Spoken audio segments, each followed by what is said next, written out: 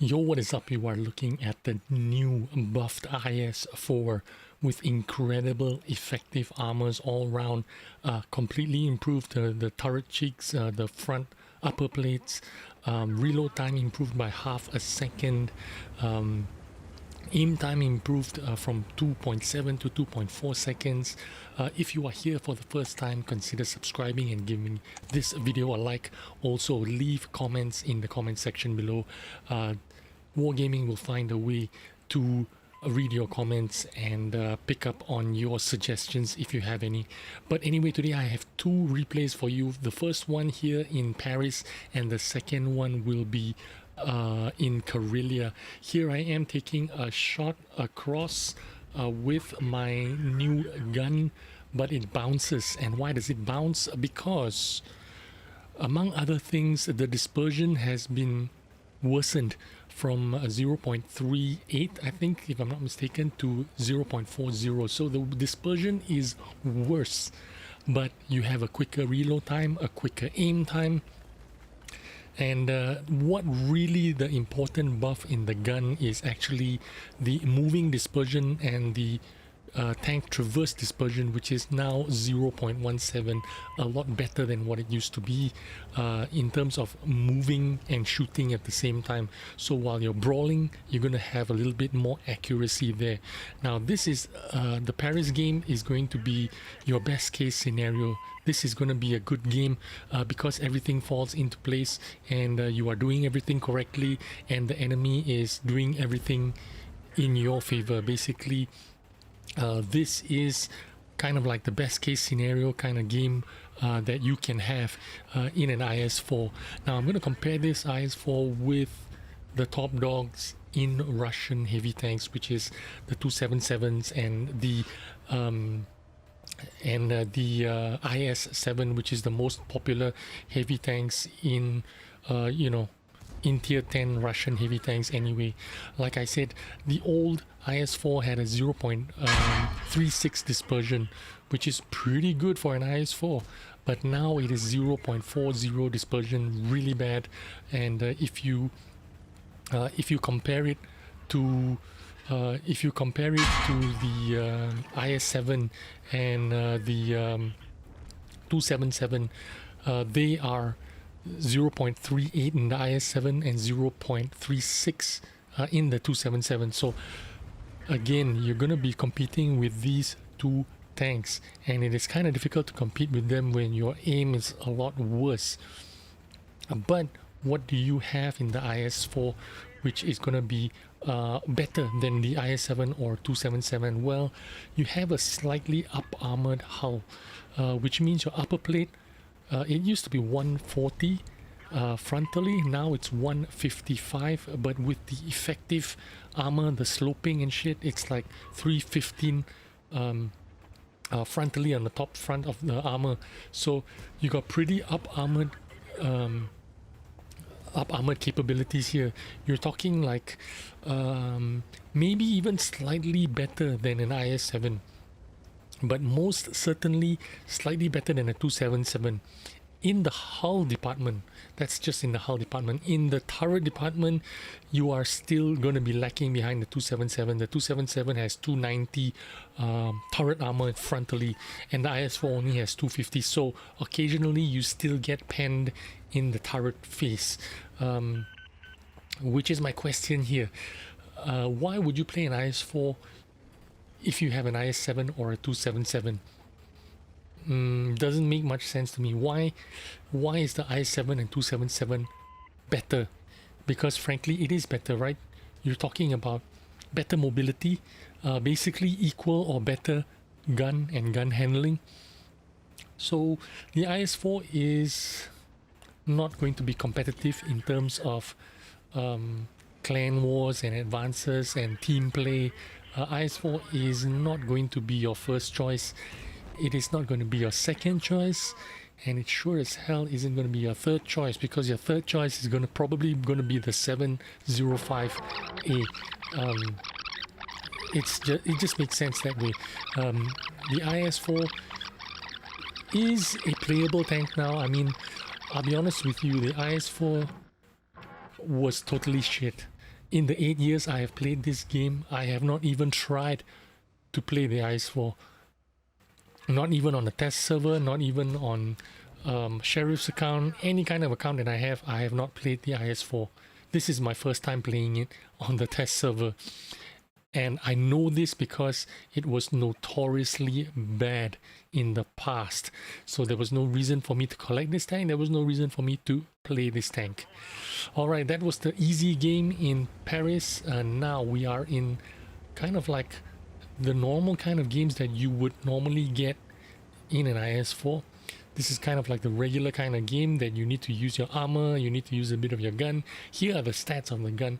You can see the improvement in reload time, aim time, but the dispersion is worse, 0.40 versus the old IS-4 0.36 dispersion, but your moving dispersions are a little bit better. So you're going to do a little bit better when you are snapshotting, when you're turning your turret, or when you're turning your tank and fighting. So that's what I got to say about this tank. The gun is not too bad at all.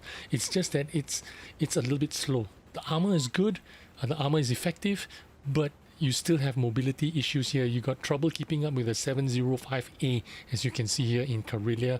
We are moving down on the east side. I want to take the bottom, the lower ground, but you can see the enemy has taken the upper ground.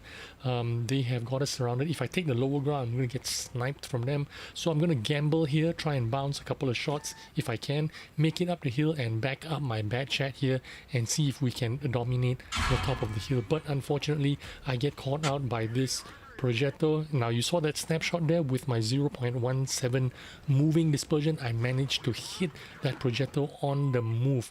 This never happens in an IS-4, but it can happen now. So here's our problem here. We are being we've got crossfire here, the EBR and the leopard, and I have lost 3/4 of my HP. Here are the other changes that are included in this tank. Like I said, the hull armor frontally it's 155 now, 15 millimeters more, but the effective traverse you can see has improved slightly from the old stats. These are the hidden stats. The effective traverse it means the actual traverse on terrain. So what we're having here is, you saw me bounce with heat shells on the EBR. EBR has got amazing armor for some reason, so I switch back to the AP, standard AP shells, which gives me 258 penetration or something like that. And I managed to land that shot on that EBR. We need to get rid of that EBR first before we can take on that leopard, so that's exactly what I'm gonna do. Now this map in Karlia, a lot hinges on you winning this hill. Winning this hill is kind of important, and thankfully that leopard was taken out there by the 5A that was shooting when he managed to push forward on the low ground. So just from taking this hill, I sacrificed my HP to get to this position, which is what I would somewhat normally do, because I know how important the hill is when you're in a tank with a little bit of effective armor, useful armor. As you can see, I've bounced like 2000 HP already, so I can use my armor here to push the narrative, you know, push the advantage slightly, try to win the game for the team. I don't do a lot of damage in this game. I think I do 2000 plus or whatever, but I do manage to absorb over 2000 plus damage as well with the effective armor. And although I did not, you know, I'm not like the hero of this game, but I did do enough. I did make the right play to help my team win the game. So in the broader picture, yes, we won the game. But if I really wanted to mark this tank or get higher DPG, this is not how I would have played it. I would have just sat back there with the projectile or something and sniped from the distance.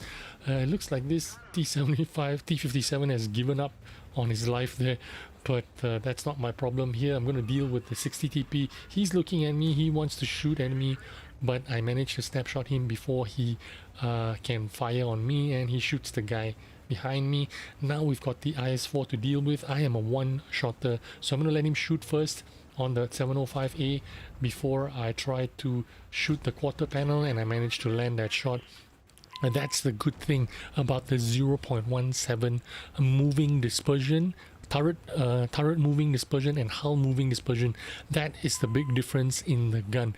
Now the dispersion 0.40 is terrible because they've nerfed that aim dispersion from 0.36 to 0.40, but the gun makes up for it in the moving dispersion and the turret dispersion. So what we have here in conclusion is you got like a better gun.